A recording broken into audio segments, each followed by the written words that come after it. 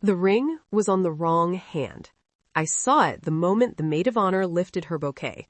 My grandmother's ring, the one with the small sapphire and the thin gold band that had lived in a velvet box in my dresser drawer for 3 years, on my sister's best friend's finger, in the middle of my sister's wedding, and when our eyes met across that aisle, Diane didn't look away. She smiled. My name is Renee Calloway. I'm 34 years old. I work as a records coordinator at a county health office in Columbus, Ohio. The kind of job where you learn quickly that details matter and that missing paperwork has consequences. I'm the older of 2 daughters. Our grandmother, Vera, passed 3 years ago. She left me that ring in a handwritten note tucked inside her Bible, not in the official will, which my mother handled.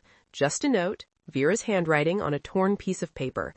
For Renee, she knows why. I did know why. We were close in a way that was quiet and private and didn't need explaining.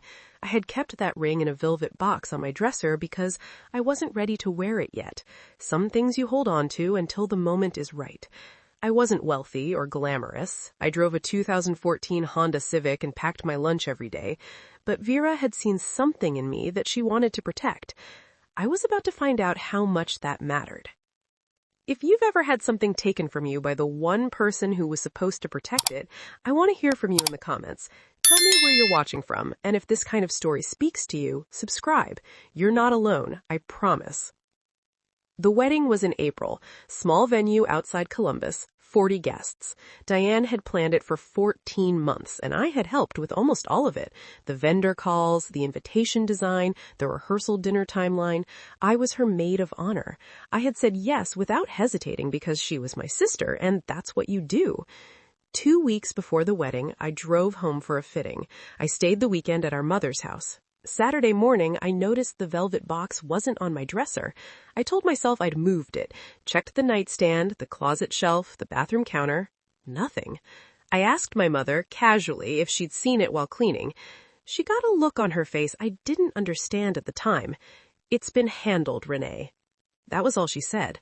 I asked what that meant. She turned back to the stove. "Diane needed something borrowed, something meaningful. You would have said yes if she'd asked." I didn't say anything. I stood in that kitchen and felt something cold move through me. I didn't confront Diane that weekend. The wedding was 2 weeks away. I told myself I'd wait, see what handled actually meant. Maybe I was wrong. Maybe it was a different box. Maybe there was an explanation that would make sense. There wasn't. The moment I saw that ring on her maid of honor's hand, I understood the full picture. Diane hadn't borrowed it. She'd given it away as a gift to her best friend, Kelsey, because Kelsey had admired it once at a brunch, and Diane, in the way Diane always operated, had made a generous gesture with something that wasn't hers to give. After the ceremony, I found my mother near the gift table. I kept my voice low. She gave it away. My mother's expression shifted, but she held steady. "It's just a ring, Renee. Don't make today about you." My father was standing 6 feet away. He heard every word. He looked at his shoes. That was their mistake. They assumed I'd absorb it the way I'd always absorbed things. The reception was 3 hours long. I smiled through all of it. I gave my toast. I danced. I hugged Diane at the end and told her congratulations. I meant it, actually. I wasn't angry at her wedding. I was thinking. On the drive home, I called my friend Patrice. Patrice had been my closest friend since college. She was also, and this matters, a paralegal who had spent 8 years working in estate and property law before moving to a family law firm. I told her everything. She was quiet for a moment. Then she said, "Do you still have the note?" I did. I'd kept it inside the same Bible it had come from, which sat on my bookshelf at home. "Good," Patrice said. "Don't touch anything yet. Just bring me the note and the Bible on Monday." What Diane didn't know was that a handwritten bequest, signed and dated and specific, held legal standing in Ohio, under certain conditions.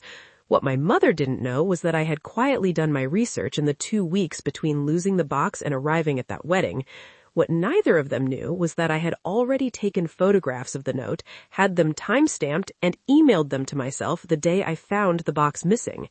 I had been quietly preparing, not for revenge, for protection. Patrice reviewed everything on Monday. The note was clear, specific, and in Vera's identifiable handwriting. Patrice knew an attorney named Howard who handled estates and had dealt with informal bequests before. We met with him that Thursday.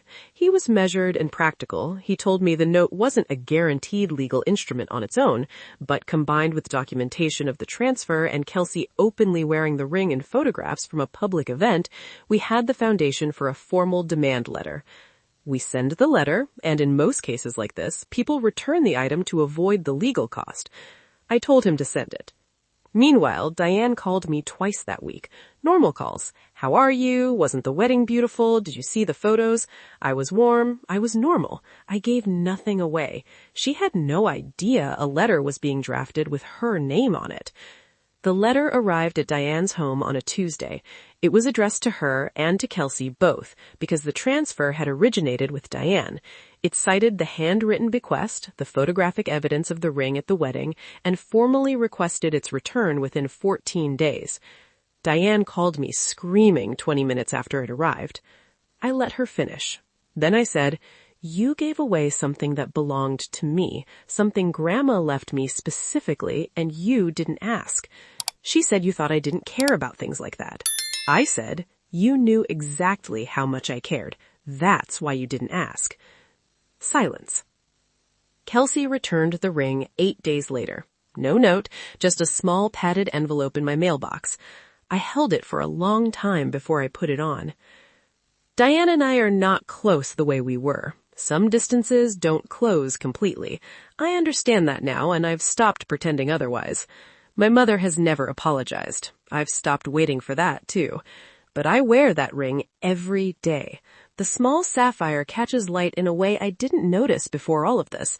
Maybe I just pay more attention now. Vera left it to me because she knew I'd keep it. She was right. It just took a little longer than either of us expected. I'm not angry anymore. I'm just clear about who shows up for you and who doesn't, about what's worth fighting for quietly and what's worth letting go loudly, about the fact that the details always matter in records offices and in families and in velvet boxes on dresser drawers. If someone in your life has taken something that was meant for you, a gift, an opportunity, credit for your work, I want to hear your story in the comments. Tell me what they took and what you did about it. Subscribe to this channel and drop your story below. Every like you give this video helps it reach someone who's still sitting at that wedding table, figuring out what to do next. Let's make sure they find this. Thank you for watching. If my story touched you, a like would mean the world. It really helps others find this. Click the like button. I always read the comments. Feel free to share a piece of your story with us. Every single one.